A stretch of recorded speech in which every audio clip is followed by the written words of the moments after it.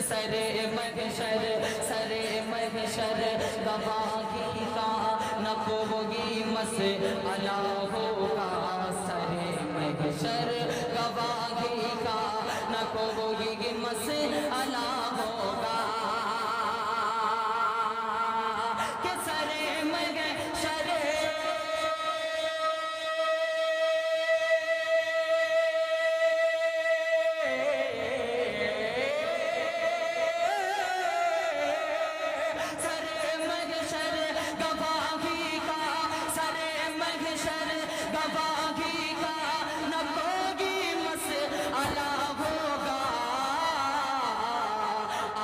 کو سامنے رکھ کر سبھی کا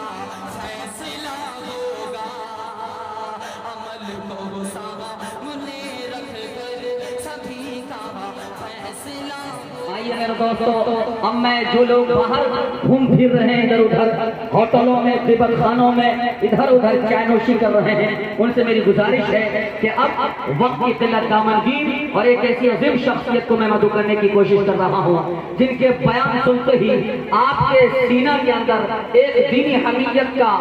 بھوچال آ جائے گا اور آپ عمل پیرا ہونے پر مجبور ہو جائیں گے۔ وہ ہے عظیم المرتبت پیکر علم و عرفان، خطیب ہندوستان، عظیم النظیر، بحر الرحیم، حضرت مولانا سید سلمان صاحب ندوی دامت برکاتہ العالیہ۔ میں حضرت سے نہایت ادب و احترام کے ساتھ درخواست پیش کروں گا کہ آپ تشریف لائیں۔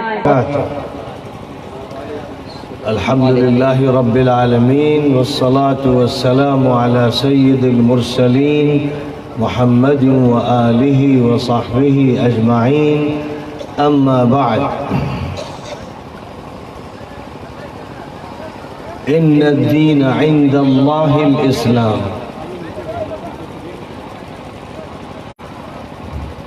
محترم بزرگوں، اس عظیم الشان اجلاس میں جو ارریہ میں منعقد ہو رہا ہے، حاضر ہونے والوں، قریب سے اور دور سے سننے والوں، آج آپ یہ چائے والے سے گزارش ہے کہ مجمع چھوڑ کر بھاگ جائے۔ آج آپ جس اجلاس میں تشریف فرما ہیں اور جس اجلاس کے لیے دلی سے سوامی جی بھی تشریف لائے ہیں اور آپ نے ان کی تقریر بھی سنی ہے، اور یہ ایک ایسا اجلاس ہے جو سدبھاونا کے مقصد سے ہے، آپس کے تعارف کے لیے، آپس کے تعلق کے لیے، آپس میں محبتیں بانٹنے کے لیے اس طرح کے اجلاس منعقد کیے جا رہے ہیں ملک کے مختلف صوبوں میں اور صوبوں کے ضلعوں میں، شہروں میں اور دیہاتوں میں۔ یہ ایک تحریک ہے جو اس وقت چل رہی ہے اور امید ہے کہ یہ تحریک آگے بڑھے گی اور اس کے بڑے نتائج نکلیں گے۔ میں نے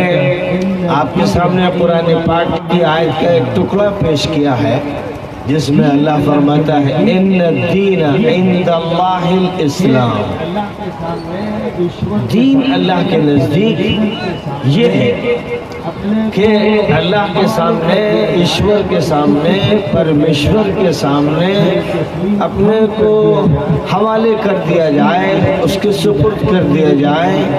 سر تسلیم خم کر دیا جائے، اس کی عبادت کی جائے، بندگی کی جائے، اس کے احکام مانے جائیں،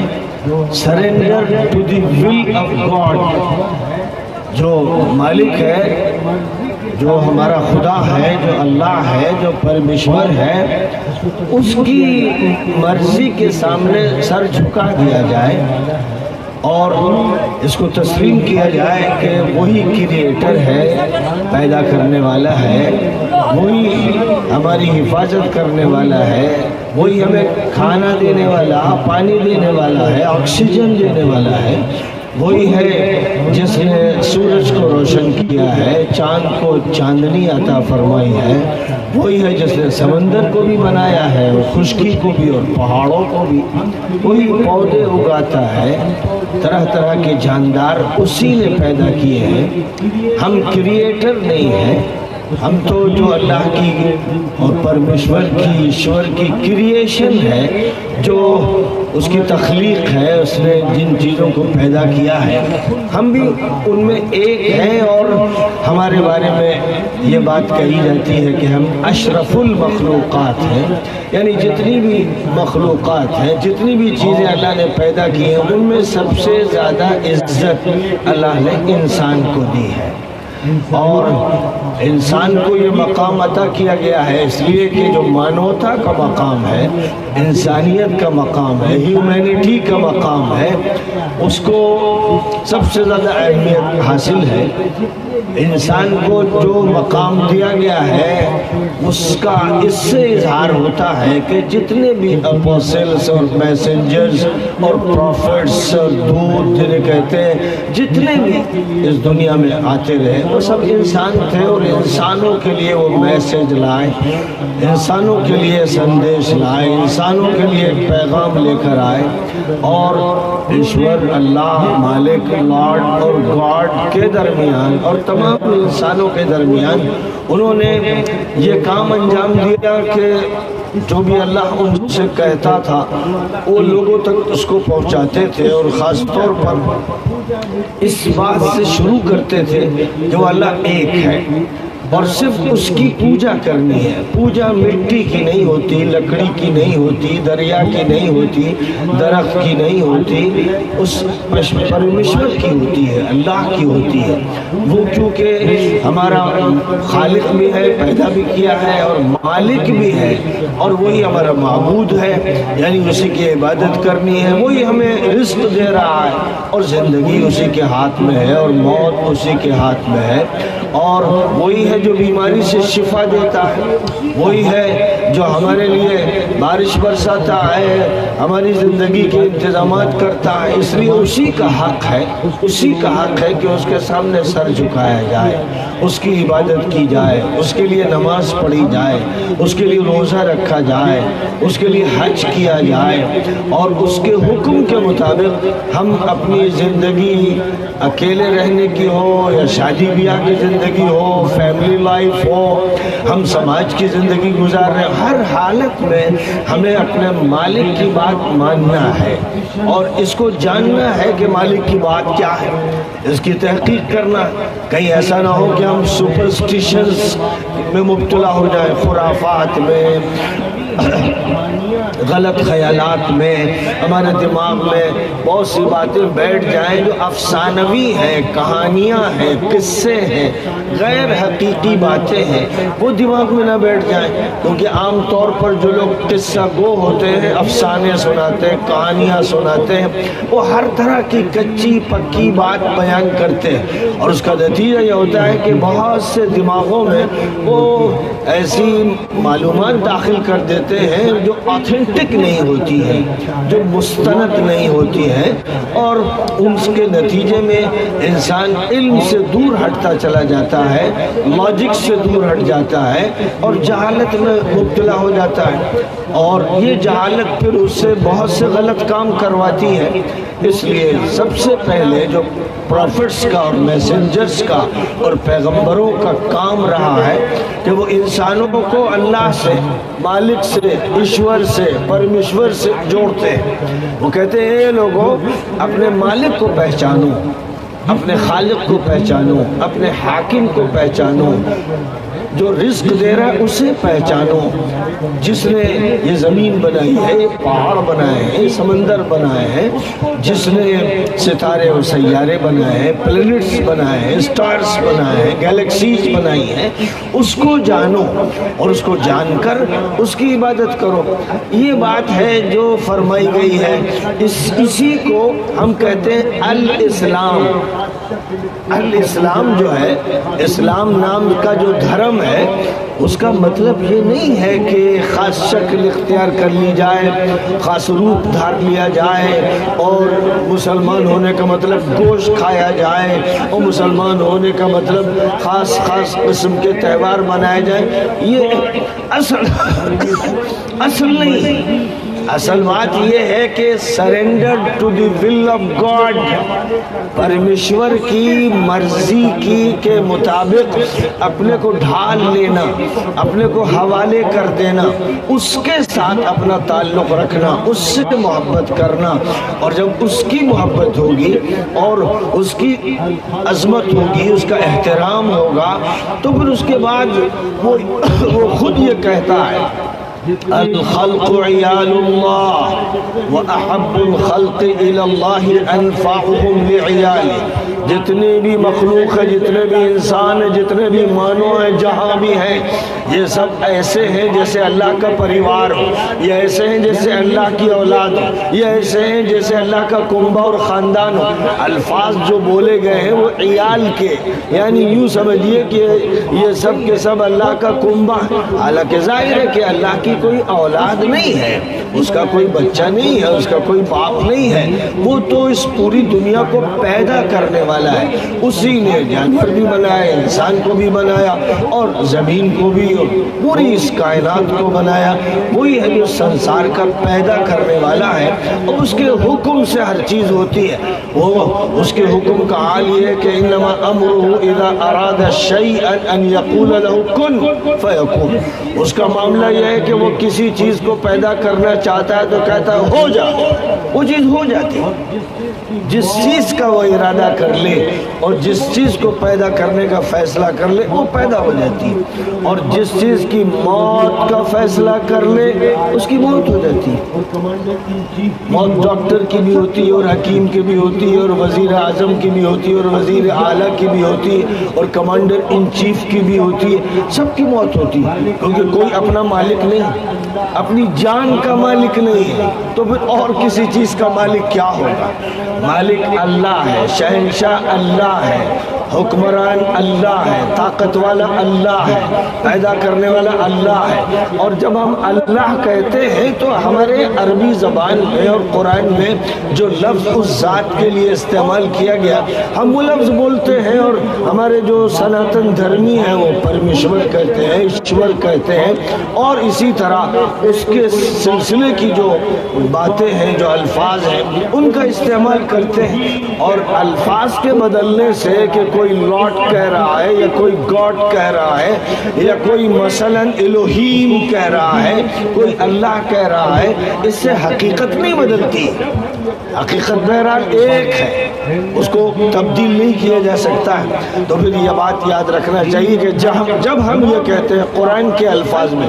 ان الدین عند اللہ الاسلام،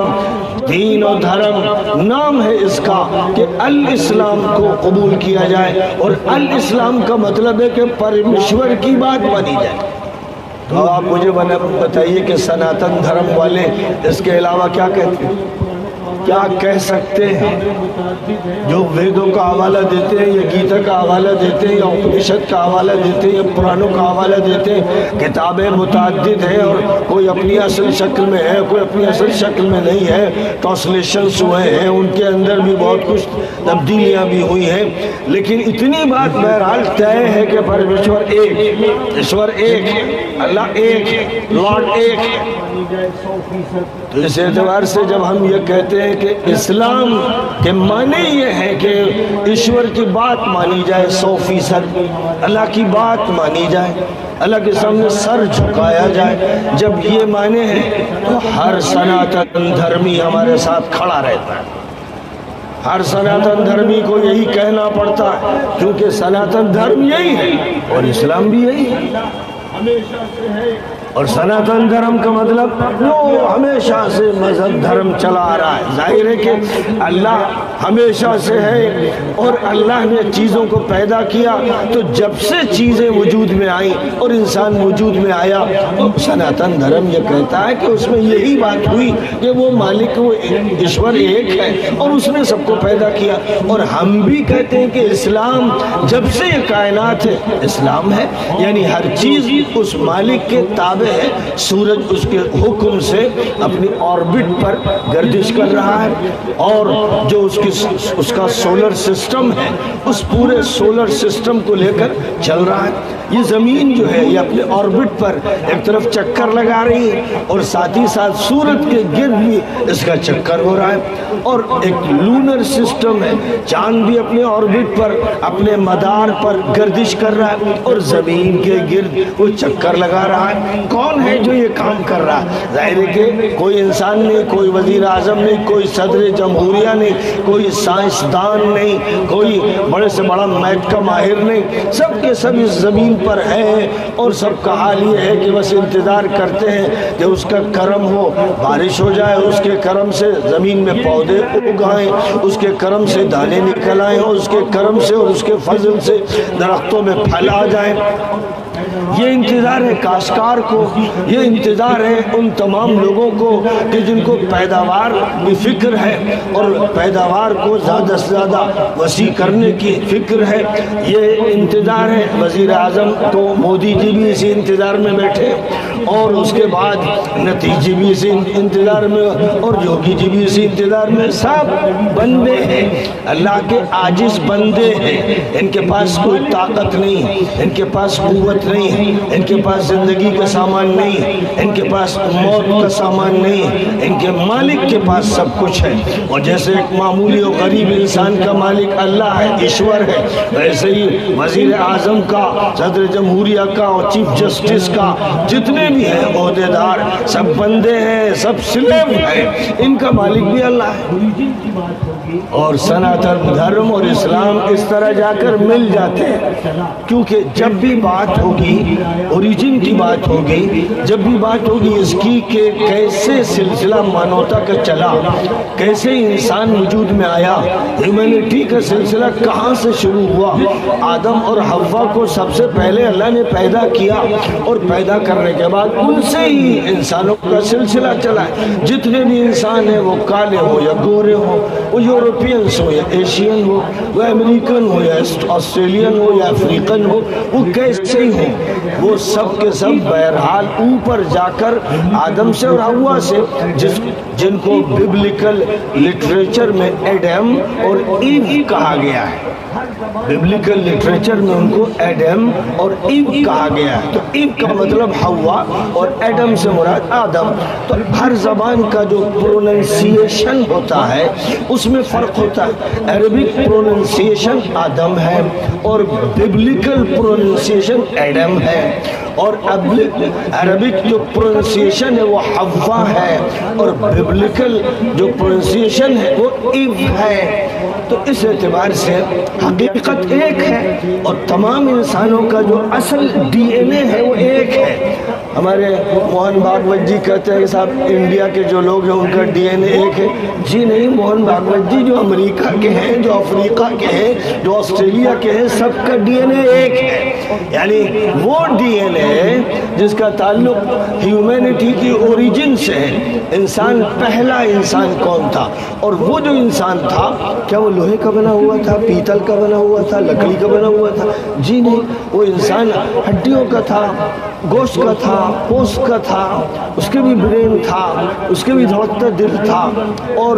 جیسا وہ پہلا انسان تھا ویسے اس کی اولاد ہوئی اور اولاد در اولاد ہوئی. الگ الگ علاقوں میں رنگ بھی بدلتے رہے، کچھ شیپ بھی بدلتے رہے. مثلا کوریا اور جاپان وغیرہ کے لوگ ذرا چپٹی ناک کے ہوتے ہیں اور ذرا چپٹے چہرے کے ہوتے ہیں، اور یورپین کھڑی ناک کے ہوتے ہیں، افریقہ کے لوگ کالے ہوتے ہیں، یورپ کے گورے ہوتے ہیں۔ جغرافیکل جو فرق ہے ان کے اثرات ہیں، اور آپ کے انڈیا میں گورے بھی ہیں اور کالے بھی ہیں اور سانولے بھی ہیں اور مختلف رنگت کے لوگ بھی ہیں،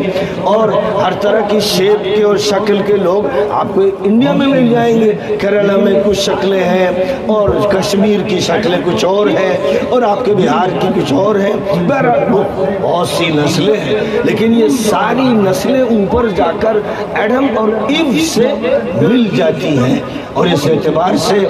ہم سب کے اندر جو خون دوڑ رہا ہے وہی ہے جو آدم اور حوا کے اندر تھا، جو ہمارا نرو سسٹم ہے وہی ہے جو ان کا تھا، جو ہمارا برین کا سسٹم ہے کہ اس میں سیل ہے، اور ہر سیل کے اندر باہر سے جو معلومات جاتی ہیں وہ اسٹور ہوتی چلی جاتی ہیں، اور یہی اسٹور کردہ معلومات کمپیوٹرائز سسٹم کے ذریعے سے ہماری زبان سے ظاہر ہوتی ہے۔ ہم قلم کا استعمال کرتے ہیں تو قلم سے اپنے اندر کی معلومات کو لکھتے چلے جاتے ہیں، تو در حقیقت جو کچھ اسٹور کیا گیا، فیڈ کیا گیا،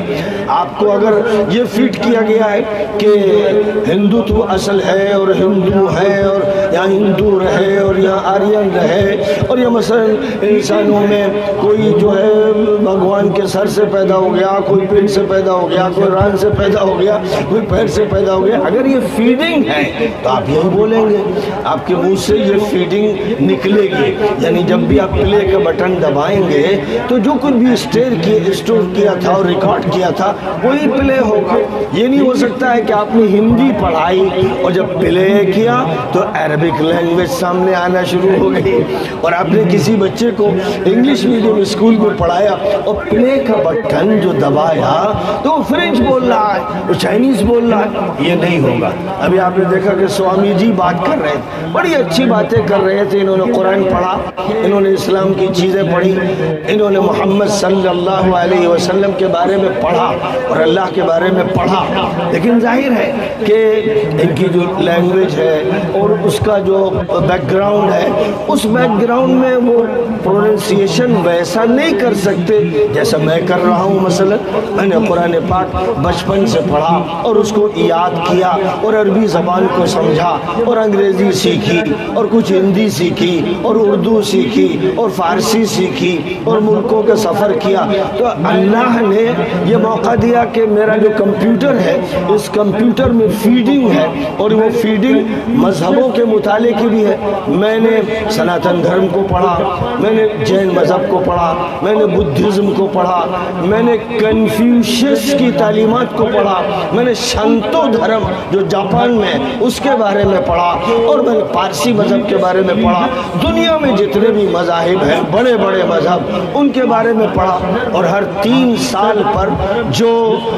ریلیجس لیڈرز کی کانفرنس قزاقستان میں ہوتی ہے، آستانہ شہر میں، وہاں کے صدر محترم جس کانفرنس میں دنیا بھر کے لیڈرز کو، جو مذہب کے لیڈر بلاتے ہیں، ہر 3 سال پر میں بھی وہاں جاتا ہوں، مجھے بھی ہندوستان سے وہ بلاتے ہیں، تو وہاں پر میں دنیا بھر کے جو مذہب سے آنے والے ہیں، منگولیا سے اور چائنا سے اور جاپان سے، کینیڈا اور امریکہ سے اور افریقہ سے، دنیا بھر کے جو ریلیجس لیڈرز ہیں ان سے ملاقات کا موقع ملتا ہے، اور وہ اپنی بات کہتے ہیں، ان کی تقریر ہوتی ہے، تو وہ تقریر میں کیا کہہ رہے ہیں اپنے مذہب کے بارے میں، وہ سب یہ کہتے ہیں کہ بھائی انسانیت کی تعلیم دی گئی ہے، محبت کی تعلیم دی گئی ہے، بھائی چارے کی تعلیم دی گئی ہے، یہ سب کی زبان سے یہی متفق علیہ بات نکلتی ہے۔ اور ظاہر ہے ہندوستان میں تو ہمیں یہ معلوم ہے کہ یہی تعلیم سناتن دھرم کی ہے، اور جہاں تک لفظ ہندو ہے، ہمارے سوامی جی جانتے ہیں کہ ویدوں میں اس کا کوئی ذکر نہیں، گیتا میں کوئی ذکر نہیں، اپنشد میں کوئی ذکر نہیں، کہیں بھی ہندو لفظ کا ذکر نہیں۔ یہ لفظ تو جغرافیکلی اس ملک کے لیے استعمال کر لیا گیا، اور اس کی بنیاد پر جہاں لوگ جو بسے ان کو ہندو کہہ دیا گیا، اور نام Hindustan, Afghanistan, Tajikistan, Turkestan, Uzbekistan, یہ سارے جو ملک ہیں اسی وزن پر ہے، ہندوستان، اور پھر آگے پڑھی پاکستان پاکستان اور آگے بڑھیے افغانستان اور آگے بڑھیے تاجکستان اور ذرا دائیں طرف جائیے تو ازبکستان اور بائیں طرف جائیے تو ترکمانستان اور آگے بڑھیے تو قزاقستان. تو یہ سارے ملک جو ہے استان یعنی قزاق قوم کی جگہ، ازبک قوم کی جگہ، تاجک قوم کی جگہ، یا ہندو قوم کی جگہ. تو لفظ ہندو استعمال کر لیا گیا، لیکن مذہبی لوگ جتنے بھی سوامی ہیں، پنڈت ہیں، جن کا گہرا مطالعہ ہے، وہ جانتے ہیں کہ ہندو لفظ غلط ہے، سناتن دھرم اصل لفظ ہے. اور سناتن دھرم جو ہے جب اس کی بات کی جاتی ہے، جو بھی کرے گا، جو بھی سنت و مہنت و سوامی سناتن دھرم کی بات کرے گا، تو آپ سنیں گے تو ایسا لگے گا کہ وہ اسلام کی بات کر رہا ہے. ابھی آپ نے سنا سوامی جی بات کر رہے تھے تو اللہ کا حوالہ بھی دے رہے تھے اور پرمیشور کا حوالہ بھی دے رہے تھے، اور محمد صلی اللہ علیہ وسلم کہہ رہے تھے کہ محمد کے لیے اللہ کی طرف سے سلامتی ہی سلامتی ہے اور اللہ کی بڑی رحمتیں ہیں، اور بہت سے پروفٹ آئے، بہت سے نبی آئے. ہم لوگ قرآن کے ذریعے جانتے ہیں کہ نوح بھی اللہ کے بڑے پیغمبر تھے، اور کہا جاتا ہے، بعض اسکالرز کہتے ہیں کہ منوح جو ہے وہ اصل میں مہانوح ہے، نوح دی گریٹ، گویا ان کی قوم یہاں آ کر بسی. یہ رائے ہے، کسی کی یہ رائے ہے، لیکن حضرت نوح کا ذکر ہے قرآن میں، حضرت ہود کا ذکر ہے، اور صالح کا ذکر ہے، شعیب کا ذکر ہے، لوط کا ذکر ہے، ابراہیم کا ذکر ہے، اور موسیٰ کا ذکر ہے، عیسیٰ کا ذکر ہے، اور اسی طرح بہت سے پروفٹس ہیں جن کا تذکرہ ہے. لیکن بہت سے ایسے ہیں جن کا تذکرہ نہیں ہے، لیکن یہ اللہ نے کہہ دیا ہے کہ ہر جگہ اللہ کی طرف سے پیغمبر آتے رہے، دودت آتے رہے، اللہ کی طرف سے میسج لے کر اس کے بندے اٹھتے رہے، دعوت دیتے رہے. اس لیے ہمارے ذہن میں یہ بات آتی ہے کہ یہاں جو گوتم بدھا تھے اور رام جی تھے اور کرشن جی تھے، یہ سب بڑی شخصیتیں تھیں،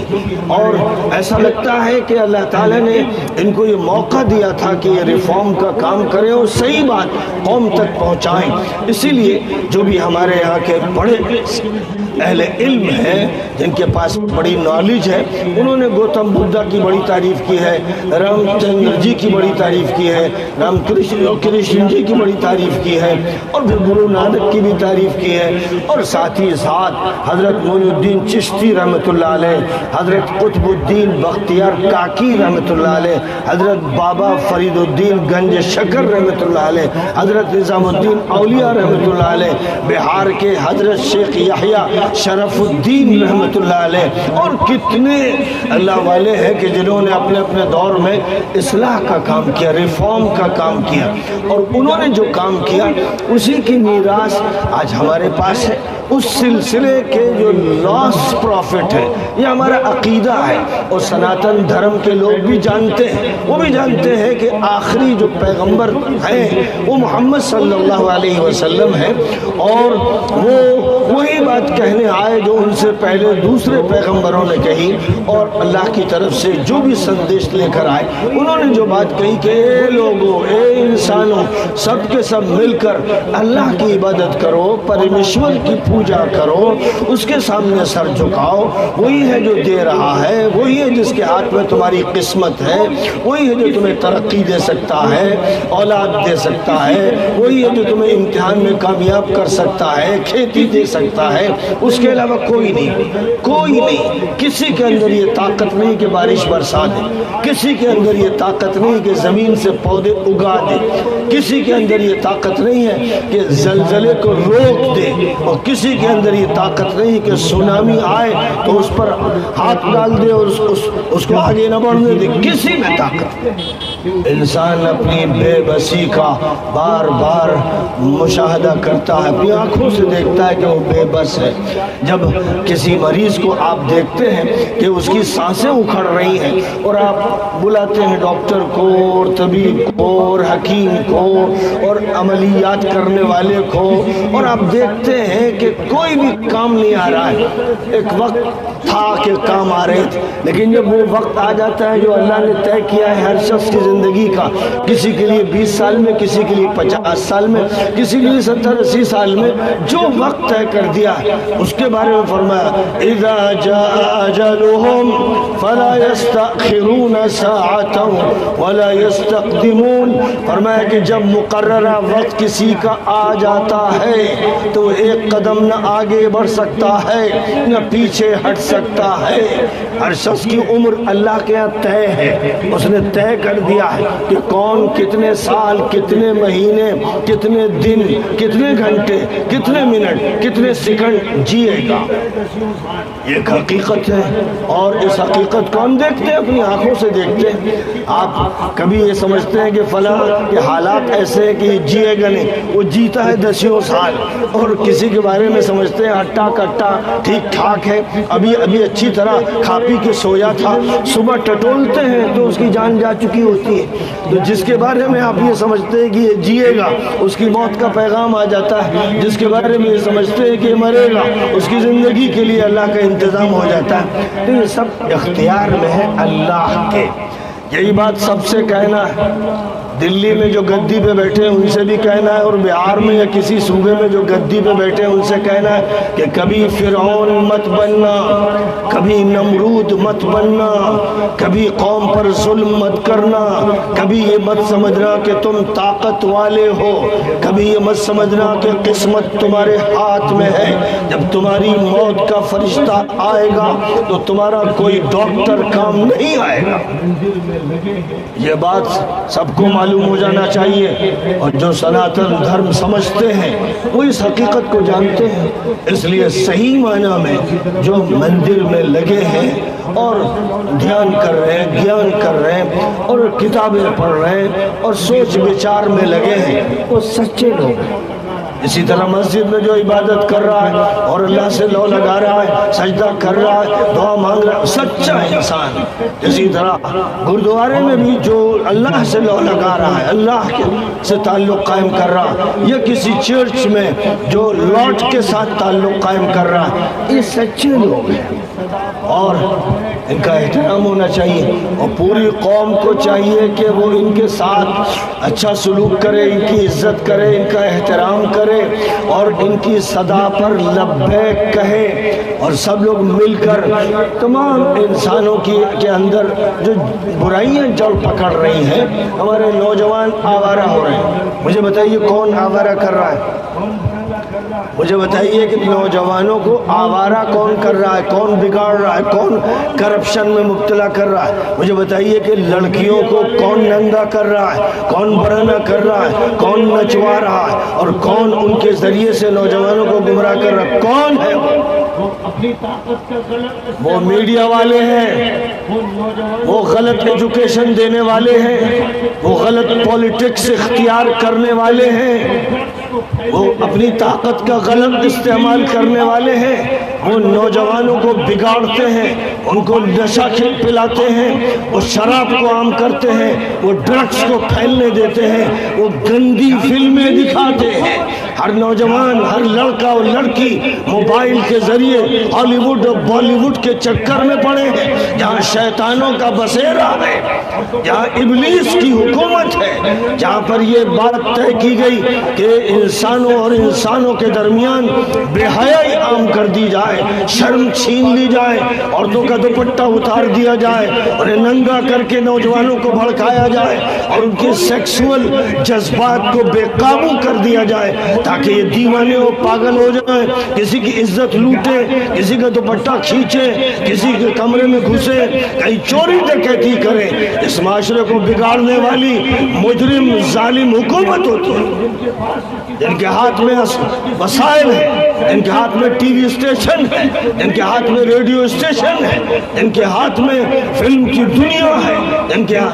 جن کے پاس اس کی طاقت ہے کہ وہ کس چیز کو سینکشن کریں گے اور کس چیز کو نہیں کریں گے، اور کہاں پر وہ سینسرشپ لگائیں گے اور کہاں نہیں لگائیں گے. جن کے ہاتھ میں یہ طاقت ہے پورے سماج کو اور معاشرے کو کرپشن میں مبتلا کرنے والے یہی مجرم ہیں.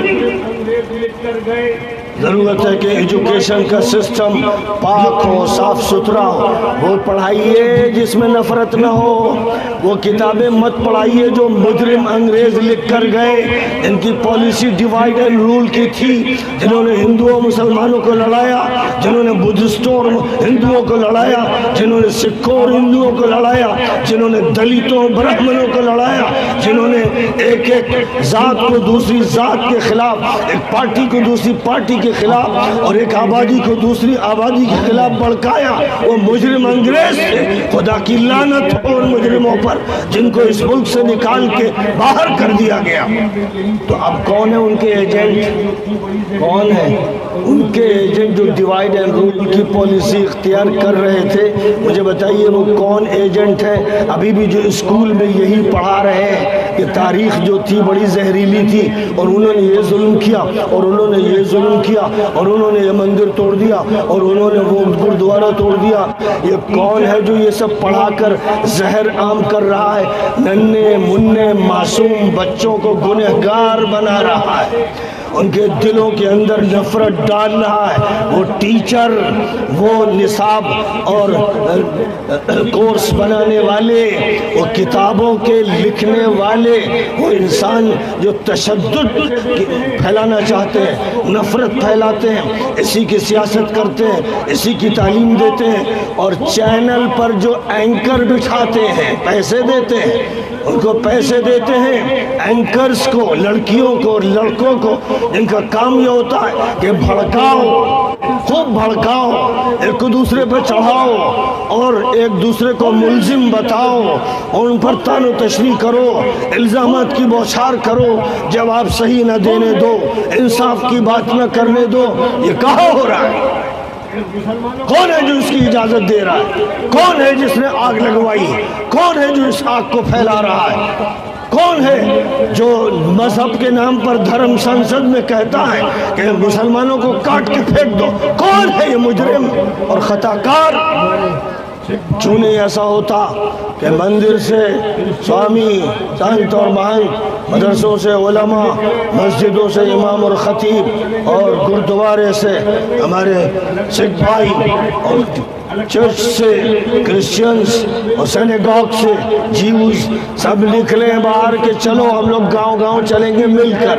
الگ الگ نہیں، الگ الگ بینر کے تحت نہیں، الگ پارٹی کے تحت نہیں، سب لوگ مل کر چلو کاررواں نکالیں، ہر گاؤں میں جائیں اور سچی بات بتائیں، ہر بستی میں جائیں اور پیغام دیں، ہر شہر میں جائیں اور للکاریں۔ یہ کام کرنا چاہیے ہمیں اور سوامی جی کو کرنا چاہیے، جی یہ ہمیں کرنا چاہیے۔ اگر ہم یہ نہیں کریں گے تو جو آگ لگا رہے ہیں پورے ملک کو جلا دیں گے، جو ڈیوائیڈ اینڈ رول کی پالیسی اختیار کر رہے ہیں دوبارہ ملک کو توڑ دیں گے، اور جو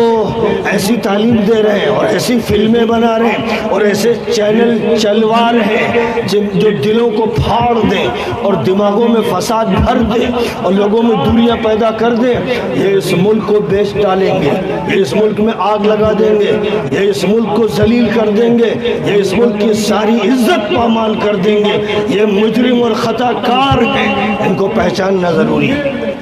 اور ہمیں مل کر جد و جہد کرنا ہے۔ آپ سن رہے ہوں گے کہ ہم لوگوں نے ابھی بہار کا دورہ کیا، یہی بات پٹنے میں کہی، بھاگلپور میں یہی بات کہی، مونگیر میں کہی، ارریہ میں کہی، پورنیہ میں کہی، اور ظاہر ہے کہ جہاں بھی جاتے ہیں وہاں یہی صدا لگاتے ہیں۔ اور میں نے بتایا آپ کو کہ قزاقستان میں پوری دنیا کے جو ریلیجس لیڈرز ہیں وہ جمع ہوتے ہیں اور وہاں سے یہ صدا لگاتے ہیں، پوری دنیا کے لیے لگاتے ہیں، کیونکہ پوری دنیا کے جو نمائندے اور ریپریزنٹیٹیو ہیں وہ وہاں جمع ہوتے ہیں۔ تو یہ صدا ہم لوگ عرب میں بھی لگاتے ہیں اور عجم میں بھی، امریکہ بھی میرا جانا ہوا، کینیڈا بھی جانا ہوا، اور برطانیہ اور فرانس اور جرمنی اور اسپین اور عرب ملکوں میں، اور ماسکو بھی میں گیا اور ازبکستان بھی گیا، ٹرکیہ بھی گیا، ان تمام ملکوں کے دورے کیے اور ہر جگہ یہی کہا کہ اے انسانوں، پہلے انسان بن جاؤ، پھر اس کے بعد تمہارا مذہب قابل اعتبار ہوگا۔ اگر تم انسان نہیں ہو تو تم مسلمان نہیں ہو، تم ہندو نہیں ہو، تم بدھسٹ نہیں ہو۔ مذہب انسانوں کے لیے ہے، جانوروں کے لیے نہیں، کیڑے مکوڑوں کے لیے نہیں، सांपों बिच्छुओं के लिए नहीं। तो सबसे पहला मसला इंसानियत का है, मानवता का है, मोहब्बत का है और उन्स का है। इंसान का लफ्ज़ जो है ये अरबिक वर्ड है और इंसान के माने हैं उन्स वाला, उल्फत वाला, मोहब्बत वाला, प्रेम वाला, ये उसकी वर्डिंग की मीनिंग है। इसलिए इंसान तो वही है जिसके अंदर उल्फत और प्रेम और मोहब्बत। और जिस इंसान को देखिए कि वो औल फौल बक रहा है, बेहुदा गोई कर रहा है, लड़ाई की बात कर रहा है, तो आप ये मान लीजिए ये जंगल का कोई दरिंदा है जो आ गया शहर में, फौरन इसको पकड़वा के बंद किया जाए। ये कोई कीड़ा है, ये कोई सांप है जो बाहर निकल आया है। ये आप समझिए, जब तक हमारे स्टूडेंट ये नहीं समझेंगे